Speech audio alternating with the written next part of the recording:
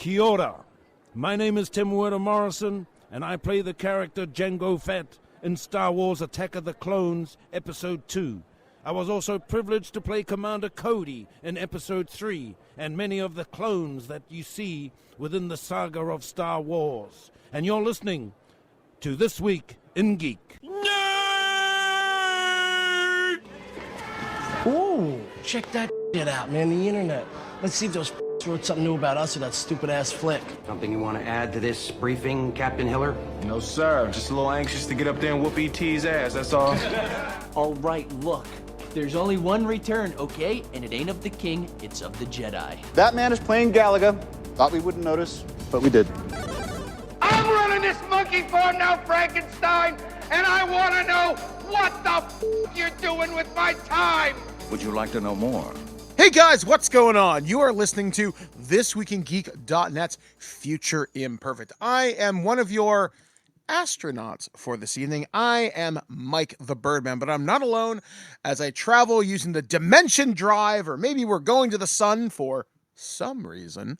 But I'm not alone, and I'm joined by my navigator on this from the great city of Kitchener, Ontario, Canada.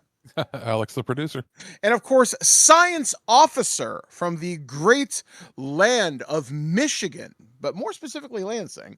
I'm Aaron Pollyea. So yes, guys, this is the show here on Twig where we talk about all things science fiction. It could be a movie, could be a television series, could actually be some technology that is happening right now or will be developed, or perhaps it's speculative, whatever we want to talk about. Either way, usually more cerebral than I don't know, Munchies or Ghoulies, for example. So this in this show, we're going to be talking about two movies. One movie came out back in 2000, the year 2000, and that's the movie Supernova with Ultron himself, James Spader. And we're also going to be talking about the 2007 Danny Boyle movie Sunshine with Cillian Murphy. And so I mostly picked these movies because they were both kind of science-y. They both dealt with, interesting ideas in space. I know with like Aaron's background of being an actual scientist, me as a science enthusiast, and Alex, same for you. I figured this would be a very interesting pairing. I seem to recall very extensive advertising campaigns for both. I did a little bit of digging onto the behind the scenes for Supernova. Wow, that is fucked up. When you're dealing with, I think it ended up being 4 directors or editors at some point. Yeah, and Francis Ford Coppola. Yeah, Francis Ford Coppola, Walter Hill, a previous person, I forget the name, and somebody else. And then even then, I think MGM ended up selling it to another distributor. Yeah, and like this is one of those movies where this is what the new name for Alan Smithy was used for because no one wanted their name on it. And it's got some weird things. Like I was actually posting, like I wrote my letterbox summary of this. I was like, so Ultron gets together with Space Lou Diamond Phillips, the confused girl from Vertical Limit, and Angela Bassett. She doesn't get a nickname because she's classy and she's awesome in everything she's in. So yeah, pretty much. So this was a very confusing mess of a movie. And while I was doing it, like, I was like, wait a second, supernovas don't act like that. What? And I was very, very confused. I was like, no. And it's weird because I would wonder if part of the makeup in this movie was inspired by the Doom movie that would come out later, specifically when our lead bad guy gets Street Fighter powers. I also didn't realize the scientist from this movie was Dr. Culver from Star Trek Discovery. Yeah, you're going to see other connections here. If you listen closely, I'm not sure, depending on your sound system, if you used headphones, did either of you pick up on a lot of the sound effects? I thought I heard like a Doom door, but I thought I heard the beginning Ghostbusters thing in it at one point. But there is a lot from Star Trek TOS in the beginning. Interesting. Specifically, sounds from engineering and from medical. And it, like, if you listen to the ambient, I was like, what? And it's like they just they just lifted them completely from the like. It's not even like they altered anything. It's the same sound effects. So I don't know if it's an homage or something. This movie had, in my mind, an interesting idea, mostly because how many times have I mentioned to you, Mike, either on air or off air, it would be interesting to see more like Star Trek stuff if it was like just like what happens to the different types of ships that are like in medical, or in this case, they're essentially an ambulance. They're a space ambulance. Yeah, which I thought was kind of a unique direction to take with this. I was thinking it's not like a science vessel. It's not like a meant to be exploration. Like it's a rapid response space ambulance that I guess just randomly patrols, sectors or whatever with it's Robert not Forster. Even, it's not even like, a hospital or a medical, like a proper medical vessel. It's their job is like jump in, grab people, triage them, head back to a base. Yeah, like it's kind of a neat idea. Like, and even some of the sets in this, I was watching this with our mutual friend Liam last night, and I was like, some of these sets look like they might have been recycled from like other movies. There's just some weirdness about this. Like, this looks vaguely like something you'd see in like Stargate or like time period. Yeah. I'll give a brief history. Like the original idea was 1990. I think they came up with it. I believe it was greenlit in 91, and they did pre-production until 96, casting in 97, and then they were worried about a writer's strike, so they rushed it to order. And it took like 2 years to film randomly, and then it sat and didn't come out until January of 2000. Like it was in basically production hell, even though money had been tied up into it for almost 10 years.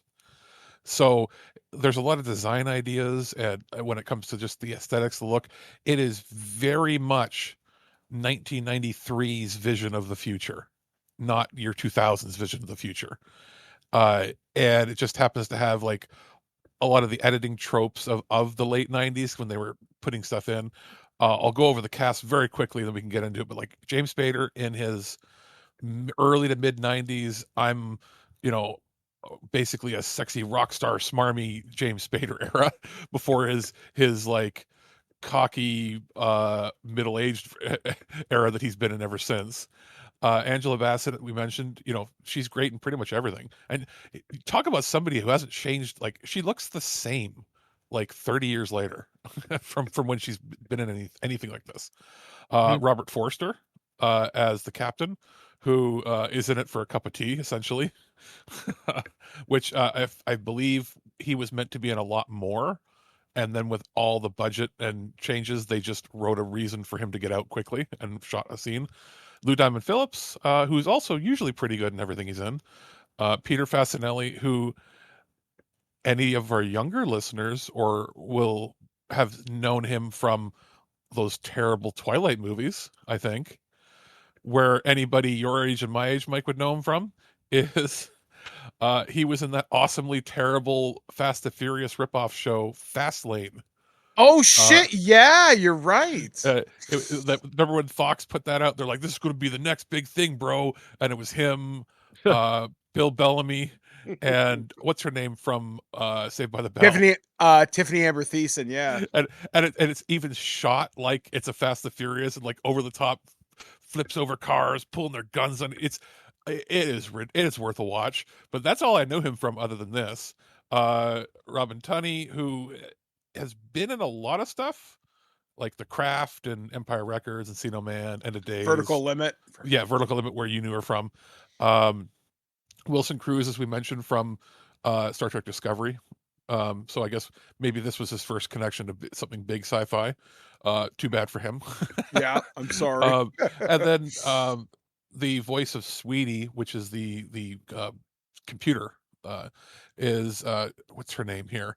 Vanessa Marshall. She, yeah, tons of voice acting roles.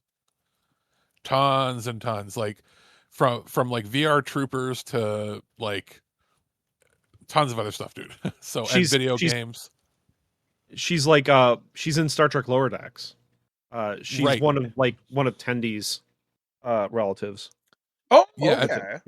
and Mike, she's done a lot of voice acting in like Metal Gear Solid 2 and a bunch of other games.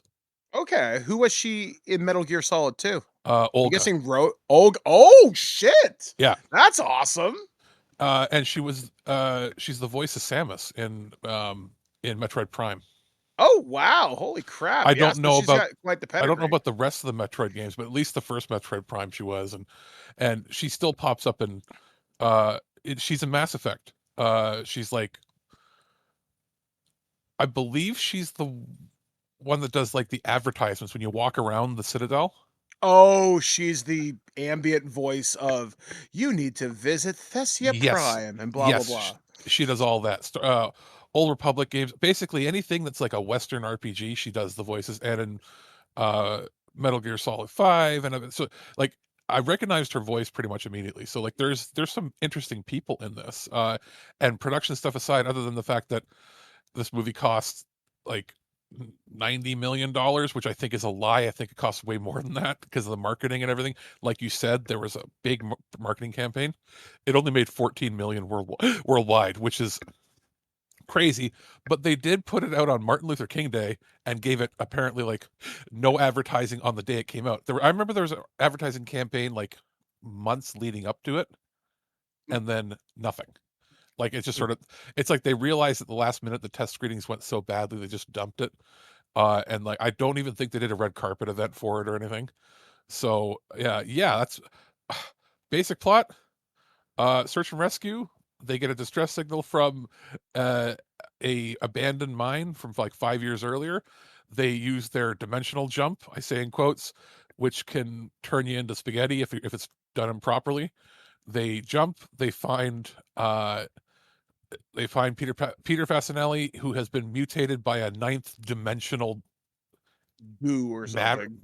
It's matter or energy or some sort that is inside of a 3-dimensional container that will blow up and either start new life in this universe or destroy the universe. It's not explained which will necessarily happen. Horrible murders happen on the ship in less interesting than Event Horizon ways. Yeah. Multiple people get airlocked for some reason, which I want to talk about that for just a second. We'll just, but and essentially, they stop the badness, or sort of stop the badness, and James Spader and what's her name there, Angela Bassett, have to go into one of the pods together. They make the jump, and their eye colors change because they exchange DNA, and we have a somewhat hopeful ending. But it's still possible in 50 years that Earth will die. Yeah, because they're like the shockwave from the supernova will reach Earth. Like, now I'm going to throw things to Aaron. Explain why this is stupid. Yeah, sorry. I wanted to get the plot and everything out of the way first before we get lost in the weeds. No, there's like lots of stupidity in the movie. The stupidity was about the only thing that kept me interested. Yeah, same. Otherwise, I was just like bored out of my mind watching the movie. We're told that like the mine is on a moon that was ejected from its system and it's in deep space, yet it's somehow orbiting a blue supergiant. I guarantee you that was chosen because somebody in the writer's room, one of the people that worked on this or editing room, liked the term rogue moon. Yeah. Because they mentioned that a couple of times. And it has like a debris trail. I mean, okay, fine, whatever. If it got hit by something recently, it's possible, but it's more likely a debris cloud, not a tail. And it's going. They're just falling into it. They're just falling into the blue supergiant or whatever. And it's not really a supernova. Just falling into it. But what about the explosion from the ninth dimension? Wait, how is there a 3-dimensional object containing this ninth dimensional thing if it's something that shouldn't exist? They just wanted to have something with like dimensional, because like if you want to really get down to it, all matter is multidimensional. Like it's going to be more than just 3 dimensions. Shouldn't it just been like? Shouldn't they have just said strange matter? Like strange matter.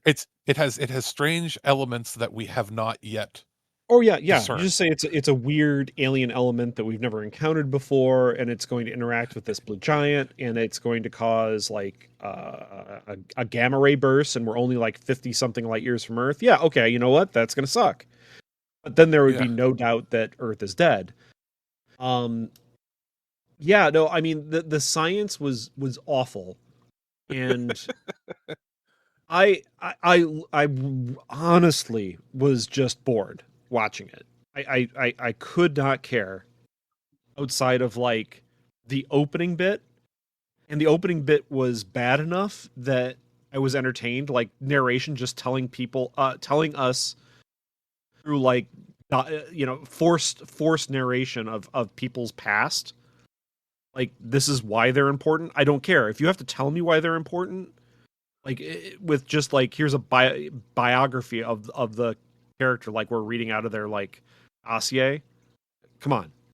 The most interesting character in this movie was Robert Forster, who was going for his doctorate in, was it 20th century history or something? Is that what he was doing? Yeah, and he was randomly using Tom and Jerry cartoons because cartoons were banned in 21 or something. No, it was violence was banned.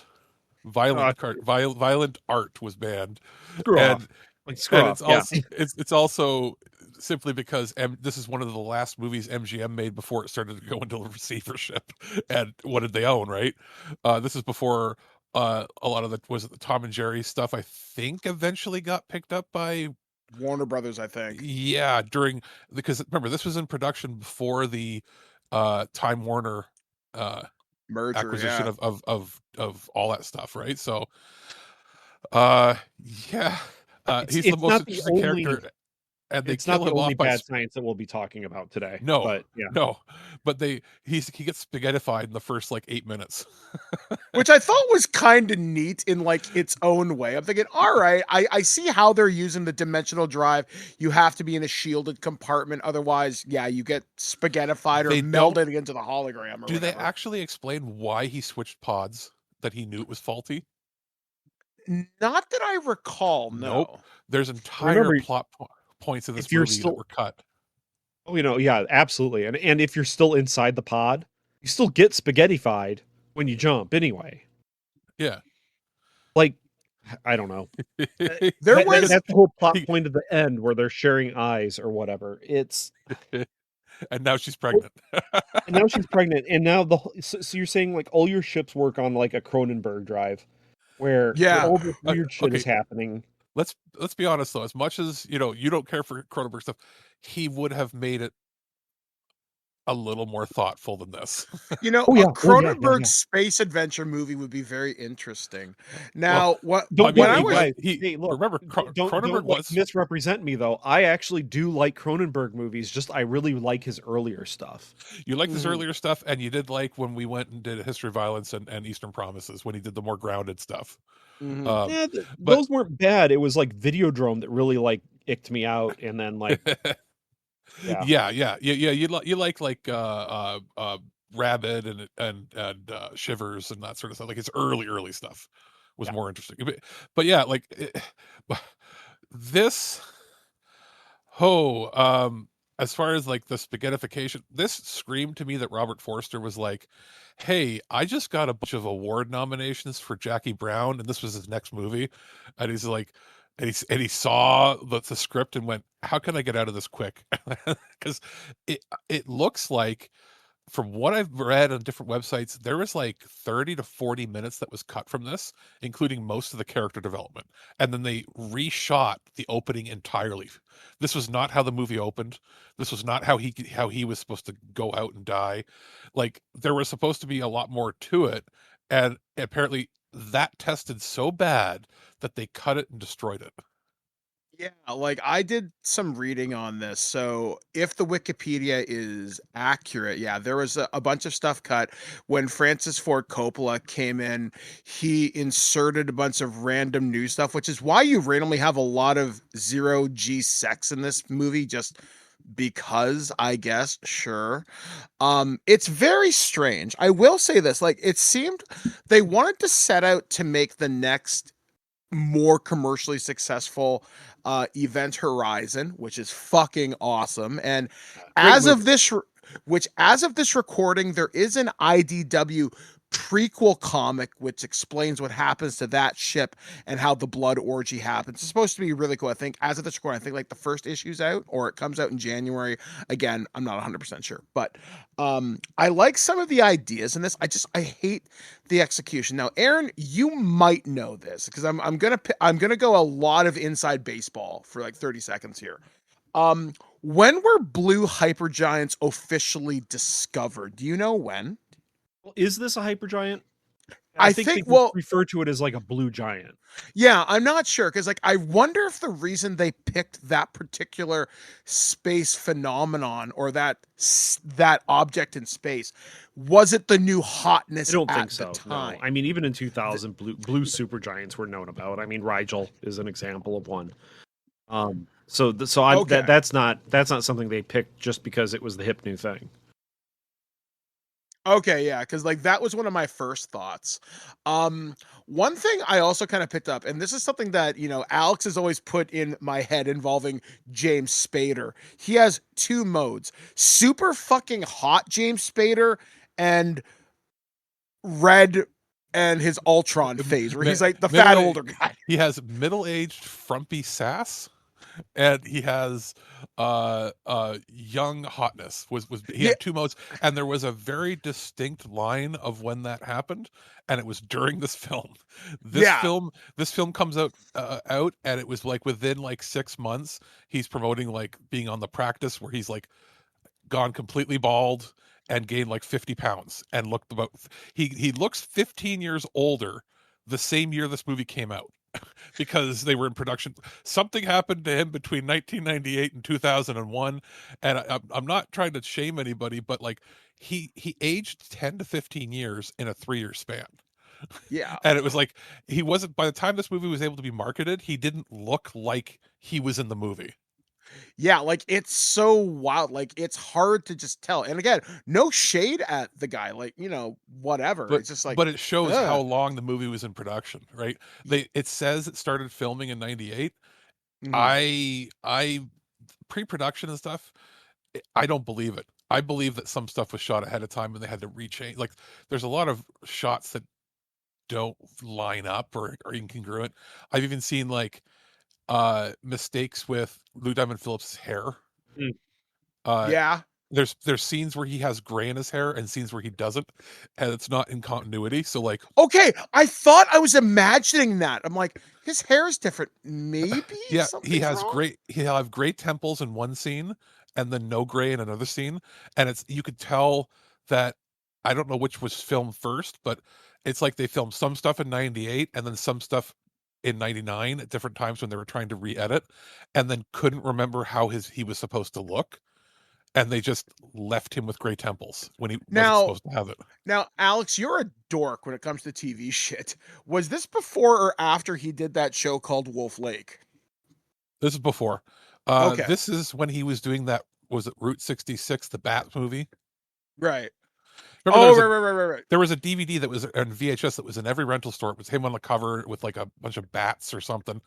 This is like prime direct-to-video era of Lou Diamond Phillips. This is post Young Gun stuff and pre him having sort of a career renaissance on TV. Okay, yeah, because like I was like, like one of the other things too, like about this, like I like some of the ideas in this. I do. It's just the execution is frankly, it's terrible. The main bad guy in this is like this abusive ex who they rescue because he called out to Angela Bassett in space, and it's like it's so wild. And he has this. When I describe this on Letterbox, he reminds me of Bradley Cooper, but only if you bought him off of Temu. He's not even the Wish.com version of him. He's fucking terrible. No, this is like the closest we get to like Sam Worthington of the era. Yeah, like you're just pretty enough to be in Hollywood, but you're not charismatic enough to hold a lead. And he's a frankly terrible bad guy. And he's a TV actor at best. Yeah, and he tries to be threatening when he tries to talk to Meg Tunney. He tries to be threatening to Lou Diamond Phillips, and when he tries to talk badass to James Spader, it doesn't work.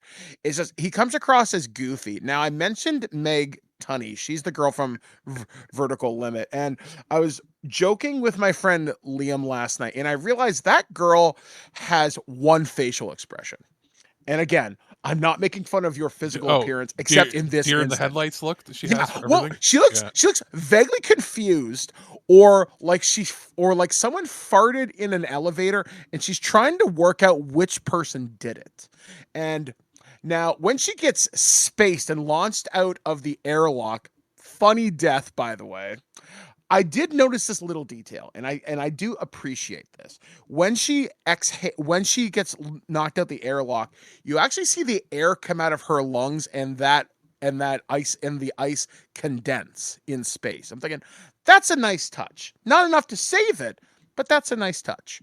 I also kind of liked how Lou Diamond Phillips again tries to fight back against Timu Cooper, and it doesn't work. And then we had the death with again Dr. Culver, because I can't remember the actor's name.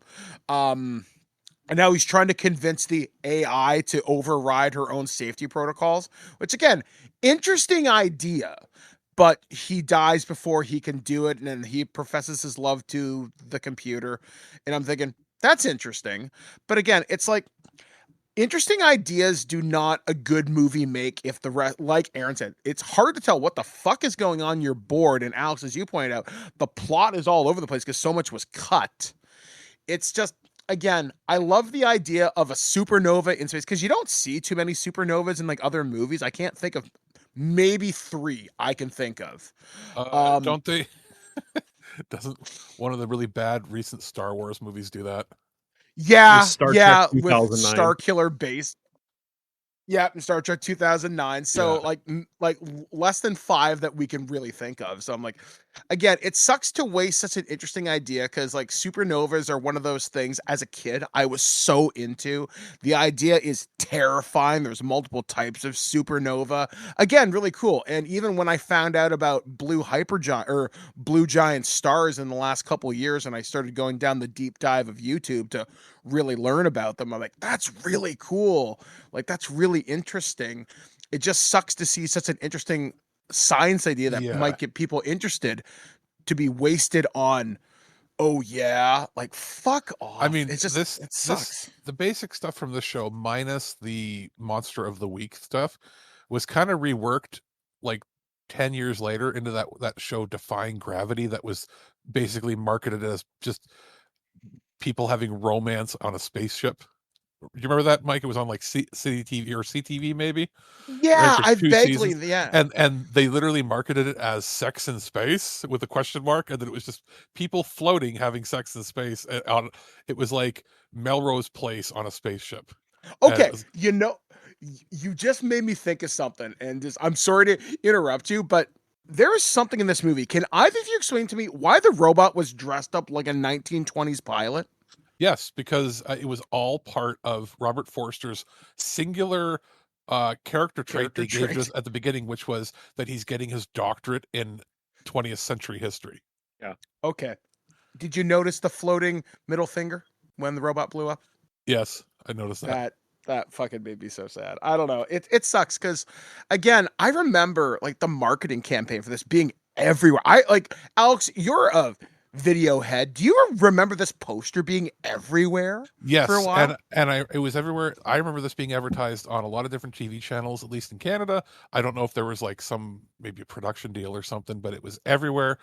I remember there weren't any toys or anything, but No. there, which I mean, we laugh, but then again, how many R-rated movies had toys, right? So, but I do remember it was plastered everywhere. I seem to remember it getting a lot of advertisement on Much Music and City. Yeah, like I wonder if there was like a Canadian element we're not aware of or something. Maybe a production deal, or maybe they had purchased the TV rights ahead of time. It might have been a case where yes, it had a theatrical release, but I seem to remember it hitting home video and TV really quick.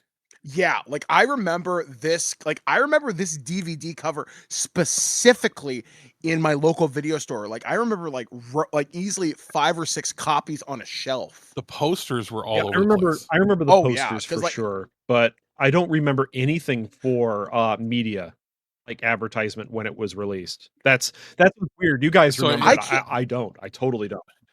it must have been a case where they must have got a deal up here. Like it must have yeah, been they must have been burning off, whatever rights deals they had really cheap because they had a feeling it wasn't going to do well. I do remember them trying to capitalize on Spader because mhm. of Stargate. And I do remember them uh oh, maybe I think it was probably advertised a crap ton on the Space Channel because that was all part of Chum City. And they were the ones that were broadcasting Stargate and all that sort of stuff in Canada and all the movies. So I wouldn't be surprised if that's why we saw it a lot because my favorite buttons on my remote were basically set to space and city and all that, right? So and much. So I could see that being advertised, but like a lot of good actors, not so great, but a lot of good recognizable names that you think would have put in good performances, and they're kind of stuck visually. When it's an interesting movie because it was one of the first uh completely CGI space movies. Mhm. Like I can't remember, was Starship Troopers completely CGI or did they have any models?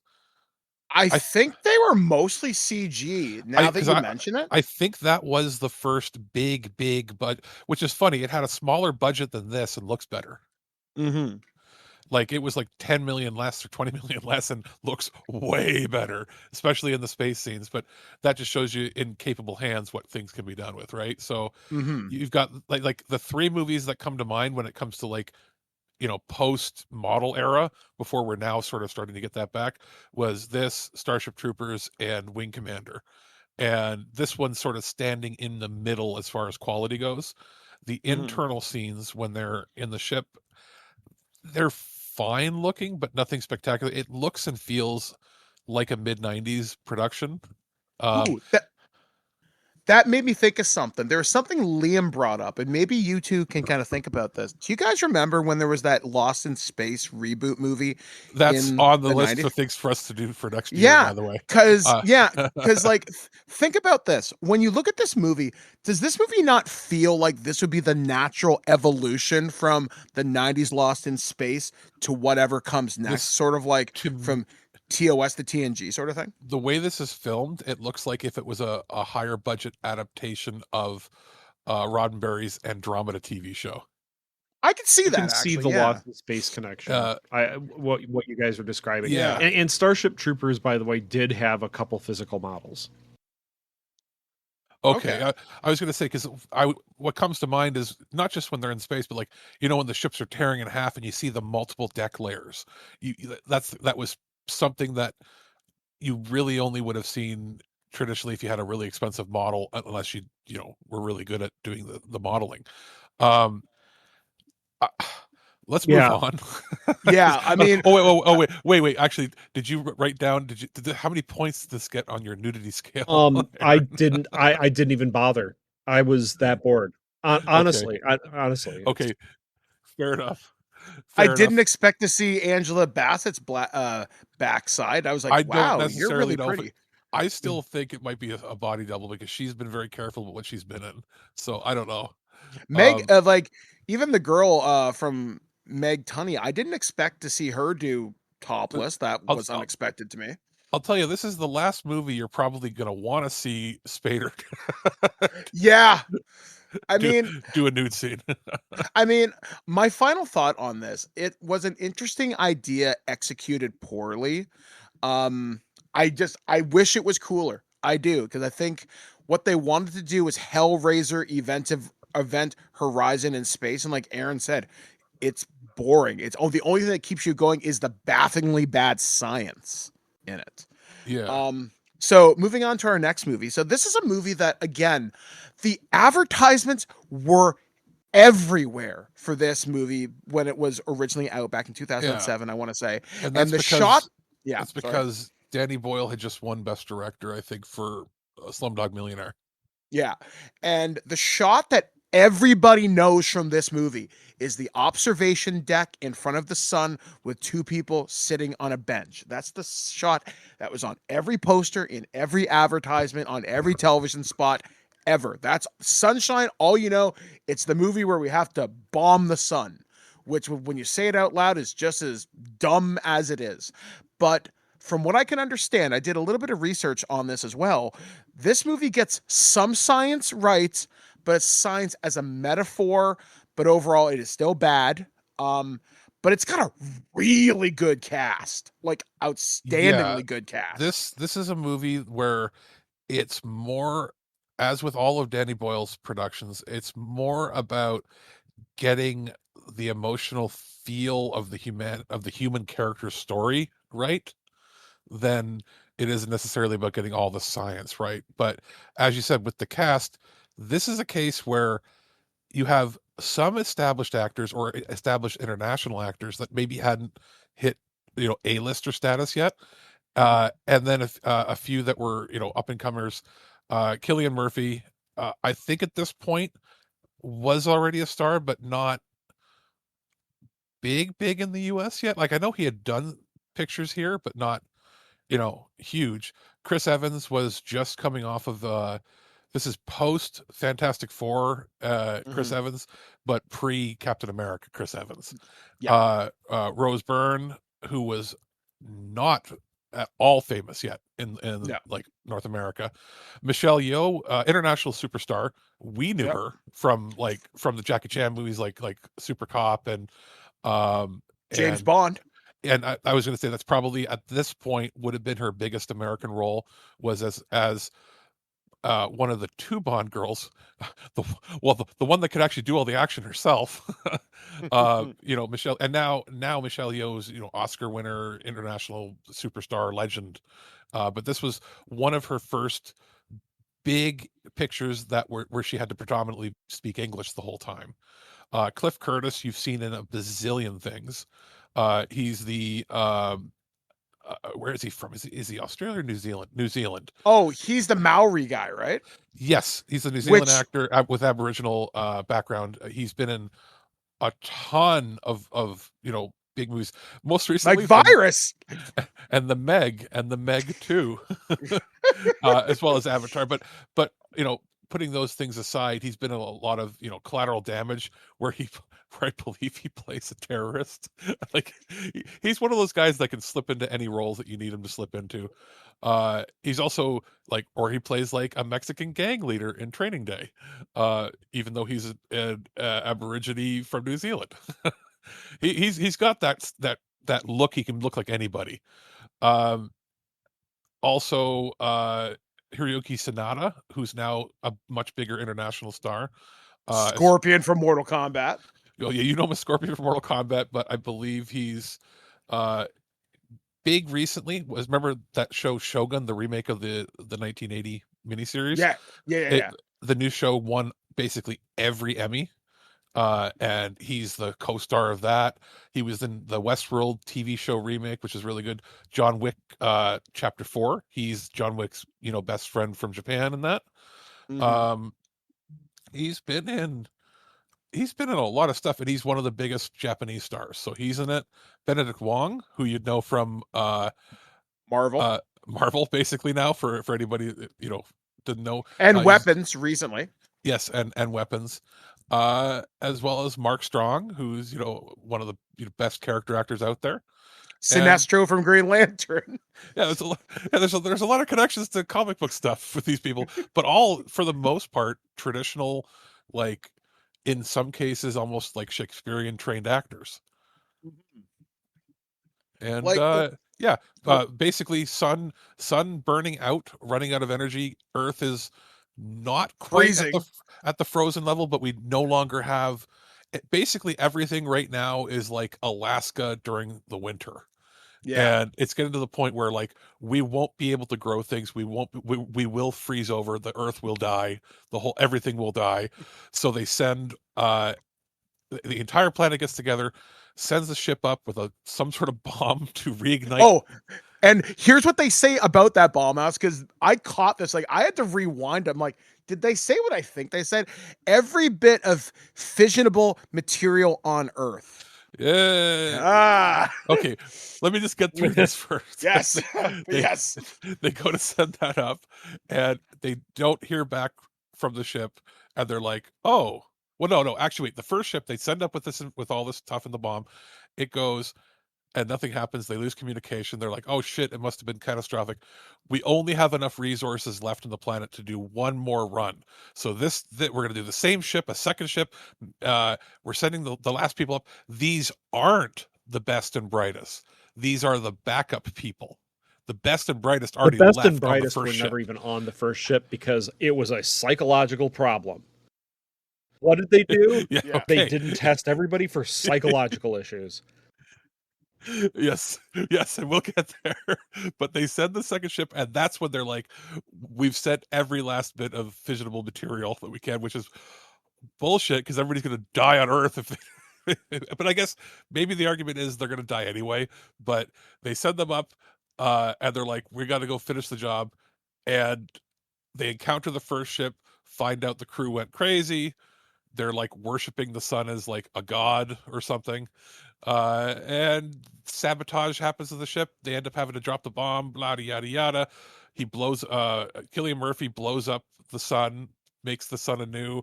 It has a nice, poignant, heartfelt ending narration over, and the sun rises on the earth for potentially a new dawn. Very emotional, very, very strikingly shot film. They thought they were going to, there's a lot of things in this where the science is like, that's a cool idea. And then you just didn't do it right. They Go on, actually guys. They Go actually ahead. had like a science advisor. They had Brian Cox on, and he's like a pretty famous astrophysicist. Like the core ideas behind it, even the sun like having its fusion dampened, and it's slowly going out. I mean, I get that, that's fine. But like the way that the ship is designed, there's no way it would have been able to approach the sun as it is. Yeah, no. You set up yourself for failure, so it's like you're talking about like a third order idiot plot where you don't test your best and brightest for being psychologically sound, and then like it's beautifully shot, like you said, beautifully shot up until the last part of the film where it becomes incoherent shaky cam. And that's where Random Monster.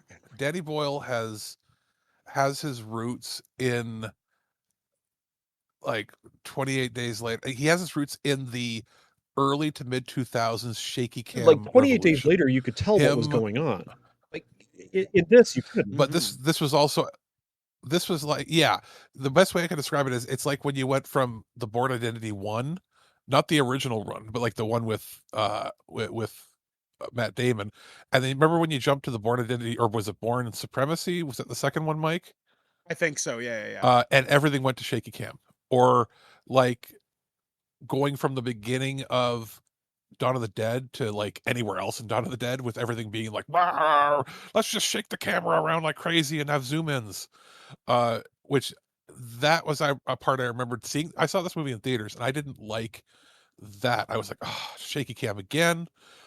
But anytime that the camera wasn't shaking, it was beautiful. I mean, I didn't watch this in the theater. I only watched this when for us here now. So it was on like my regular television, and it made me nauseous. Like that last part, it made me nauseous, and I never get nauseous with like shaky cam or anything, even in the theater. It would have been a rare film for me to actually feel sick in. And I do remember feeling afterwards, I was like, oh, why'd you ruin it with the nauseousness? Was this, Alex, because you would know this, was this movie shot with premium theaters in mind? No. Okay, because for some reason it feels like this would look really good on an IMAX screen with those like space shots. And something else that I noticed. This is before that. The premium stuff happened around the time of Avatar, maybe? Yes, because prior to that, you only did. I don't think you had digital films, but they were like what was the one with Gerard Butler? 300? Yes, that was the first digital film that was like purely digital, but that was not a high, like, it wasn't filmed for large format or anything. This wasn't either. What this uh was one of the last films I remember, like space films, until very, very recently, shot entirely on film still. So it was edited digitally, but this was shot using 35 millimeter, a few years after most productions had switched to completely digital. So that's probably why it has a better look than a lot of films from the era. Um, One and I, thing I'd love to get your opinion on, Alex and Aaron, because you guys kind of get certain things. Do you think this movie really demonstrates the sense and scale of what space is? Like when you look at the spacecraft and how everything seems really puny in comparison. Like it well, just feels to me like this movie gets scale right. for me, yes, what always stood out to me was the some of the thought process put into it. Like, they have an area where they're growing their own food, which also happens to be where they get their oxygen from. Uh, and then, of course, earlier on in the film, how you're in space for 16 weeks or whatever, or months, was it? Something like that. How they're going a little stir crazy, and how, obviously the first ship didn't have a psychologist, but this one does, because maybe you would need therapists. And I like the idea of having the observatory room where you can basically, what do they call it? The Earth room, Yeah. I think, where they each have time sectioned off where they can have the sensory look, feel, and just immersiveness of scenes of planet Earth, so that they could feel grounded, so they don't feel like they're in a tin can floating in space. Their solar room where they can just like sit and watch the sun. That's designed with nothing but safety in mind, right? That's Yeah. sarcasm, by the way, And because you it's can just dial the thing up to have you completely exposed to full sunlight, and it just incinerates you. But it's a simulation. But it can incinerate you. I like some of the aspects of this. Yeah, like there's one shot that I really like. It's where Michelle Yeoh's character is running down the corridor where they have to burn off all the oxygen because there's a fire in their oxygen room, but if they don't do it, it's gonna spread to the rest of the ship. And you see the hallway around her, which is all made of transparent whatever, and you see her surrounded by fire and the plants are going up at the same time. Beautiful shot. Yeah. Some of this I really do like. Outside of the blinged out spacesuits, that's a little strange. Um, Again, another movie where people get vacked, which was kind of funny. The second in command, the guy named Harvey, is what I would describe fuck you in particular. Because when this gentleman dies in the movie, he doesn't get a spacesuit. He has to wrap himself up in like the solar protective material. Chris Evans' character, Mace, says to him, okay, exhale slowly, close your eyes, and hold on to Cillian Murphy's character. And that will hopefully, we only have, because at one point in the movie, their docking clamps have been damaged, so they have to freely space jump. So think of Star Wars The Last Jedi, where Princess Leia has to float in space for a couple seconds. And eventually, so they launch across, there's a mistake, and this guy gets launched off in the space. So he freaks out, he opens his eyes crystallize, and much like in the last movie with Meg Tunney, his breath freezes as he comes out of his lungs, and you see his body starts to crystallize. He starts to freeze. It's like almost absolute zero or whatever it is, and he's floating through space. He's clearly dying. He's not dead yet, but just as the ship crests out of the shadow of its giant solar protective piece or whatever, the place that's keeping the ship cool, he flies out and is exposed to the sun's corona and poofs out of existence. So that guy died multiple times, which I found hilarious. Now, I will say the thing that, even when I saw it in theaters, even, this is going on 18 years ago now, that I immediately went, oh, okay, yeah, you might have thought it was cool to name it this, but maybe don't give away the plot by naming the ship Icarus. Yeah, that was a little on the nose, right? You named the ship after after the Greek myth of the person that built wings and built a ship essentially and flew too close to the sun and burned up to their you death. named your ship after a failure.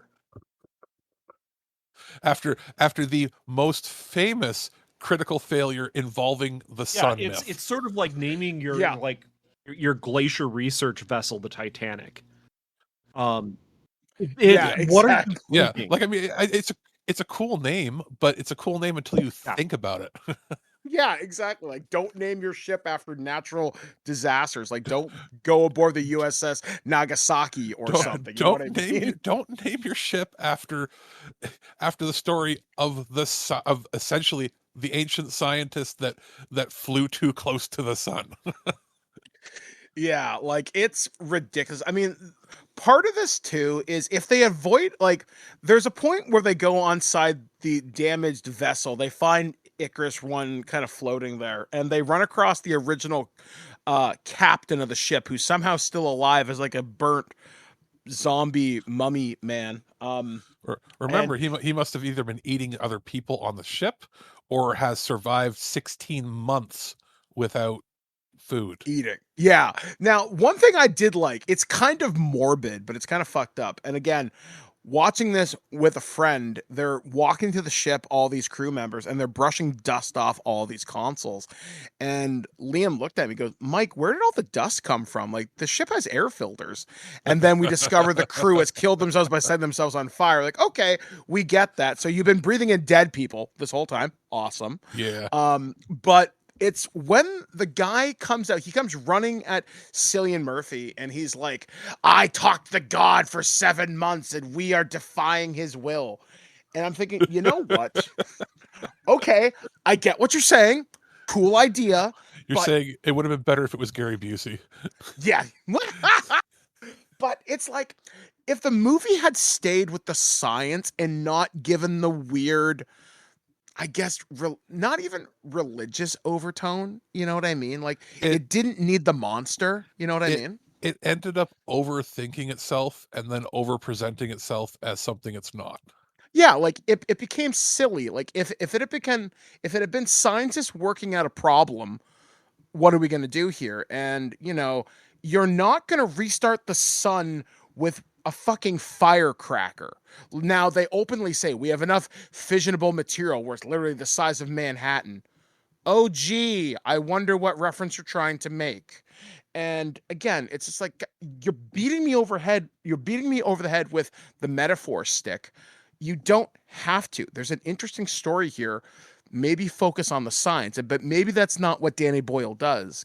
Well, it's also this was written by Alex Garland. This was the second picture that he wrote. He wrote 28 Days Later with him. Now he went on to direct and write much better projects. He was the writer and director of Dread, of Ex Machina, of Annihilation, Men, and then most recently Civil War and Warfare. And now he's back to writing 28 Days Later. But specifically, Dread, Ex Machina, and Annihilation are really, where he showed what he could do. Yeah, like, I don't know. Now, this was an interesting idea, and I thought this was kind of funny. Again, watching this with Liam, watching these back to back, he said, Mike, take these movies, but swap the casts. What happens? Who plays who in what? James Spader becomes the Cillian Murphy character, and who does Cillian Murphy become? I guess he becomes the James Spader character in the other one, and I guess Rose Byrne becomes Angela Bassett. Angela Bassett becomes Rose Byrne, or maybe Michelle Yeoh. And we're just like going back and forth thinking, well, who becomes the crazy guy? I guess Lou Diamond Phillips. It would be like Peter Fasinelli is the crazy guy. But although Lou Diamond Phillips would probably be more entertaining in that role. Yes. The real question is, who becomes the robot? I'm gonna. I don't. Yeah, not Chris, Wong because no, just Chris Evans in face paint. Yes, And the Crichton head silver because face paint. he would totally do it too. Yeah. Like, Yeah. So I mean, I hadn't seen this movie in almost 20 years since it first came out, and I remembered liking it. But as I was watching it, I was like, "Oh yeah, shaky cam." I remembered it as I went, like, and because I was wondering why did I not watch this in the last 20 years again? Oh right, it was an interesting idea movie, poor execution in the third act. yeah, because like the first two parts are really entertaining. They're kind of intense and almost sad when certain people die and sacrifice themselves. But again, when the monster comes in, it's like you didn't have to do that. Why did you do that? And the reason that this was a good pairing, like you had mentioned these movies, and I said let's pair them together, because I remembered that they were both movies that didn't need to have a monster of the week in it at all to be interesting movies. You could have taken the monster of the week part out and had better movies. Yeah. And that's the shitty thing is, and I think with any time you deal with complex ideas in space, there are very few movies that have pulled it off well. The one that I think did it the best, but weird cast, but not a bad cast, was Gravity. And we'll probably talk about that at some point in the new year, I'm sure. Yeah, I thought it was great.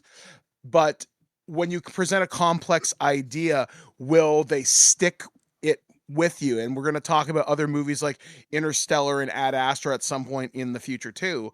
So it's like, you don't need to put a monster in there. I'll posit this question. I got two questions. One is, I'll mention this. Either of these movies, even though we both, all three of us really didn't care for Supernova, and this one has moments where you're like, both of these movies are infinitely better than something like Geostorm or Moonfall. See, okay, I will say this. Geostorm, yeah, that movie is terrible. Moonfall, if they took out the Reaper bullshit, because that movie sounds like Mass Effect fan fiction at times. It's got some interesting ideas, but terribly executed. Because I watched Moonfall. I watched Moonfall during the pandemic. And I remember when they brought in the alien part, it's like, hey, wait a second, this is fucking Mass Effect. And I got really upset, but also kind of excited. I don't know. I'm just using them as examples that these are not on their own. They're disappointing for different reasons. 100%. Yeah. In context, compared to a lot of modern big budget movies, they're more interesting to watch. I would say this is the more interesting of the two, for sure. Oh yeah. Like I had a lot of fun watching Sunshine. I was actually very surprised. There are very few movies where I put my phone down and I really focus, because I really like Danny Boyle and I like Alex Garland. Like when I remembered, oh, this is the Dread guy. Yep. I was like, I'm fucking locked into that. And 28 days later, fuck yes, I get it. But it was disappointing because I'm like, you didn't need the monster. You were right there. You were right there. You had me. And it felt like and I guess this will be my concluding thought on this. You didn't need to do the flashes of like, here's a memory or here's some weird shit that shows up for like 3/4 of a frame, or all I remember is falling into the sun and I'm going to reach out and touch. Like you didn't need that. The dialogue for the bad guy and stuff in this is very much like Ultraviolet or Equilibrium. You're treading on my dreams. Yeah, like fuck off. I mean, did you make any notes there, Aaron? That's my second part. Like, based on, like, how did this score as far as like nudity? No, like sci-fi in general for you. Like, how does the score? Like you said, it's pretty middle of the road. Like, there's some things that I thought, yeah, okay, this is fine. I get what you're trying to do. Like the weird Q particle that's dampening, fusion. Okay, fair enough. But yeah, the using fissionable material to kickstart the sun, utter nonsense. Getting close to the sun at all, utter nonsense. You still would have like melted that heat shield. Like it's gone. It's vaporized. Yeah. Is the I mean, argument if that the the sun was sun is so so weak, why are weak at this people even point alive on Earth at that you can all? do it? But there are people alive on Earth, and it's theoretically still Yeah. Yeah. viable. Like that means the sun has only weakened by like, let's say, 1/10%. Yeah, I Couple of mean it's magnitude. major enough to like Yeah, start like freezing nothing Earth. major. Fair enough, but that Like it's doesn't enough take a that lot. when they yeah, and I guess we could just say that for anybody listening, spoilers, the big reveal at the end is, it has a narration of the previous message that Cillian Murphy gave to I think it's a sister and her kids, and it shows them playing outside in the snow. The snow looks like I don't know, like 7 p.m. in the winter here in Ontario, like when we have like a foot of snow, and it zooms out. The sun finally rises, I guess, for the first time in those kids' lifetimes, right? Because obviously those kids would have been born when everything was already kind of slowly doomed to shit. Yeah, it's supposed to But be it zooms Sydney. out, and I think that's Sydney. It's supposed to be It is. Australia. Yeah. Yeah. So they zoom out to a place where pretty much Yeah. universally worldwide, it's pretty much hot all year, usually. So not the desert, but still, it's a hot all year sort of city. It's closer to the equator than other parts of Australia. And you're like, oh shit, Australia looked like Toronto.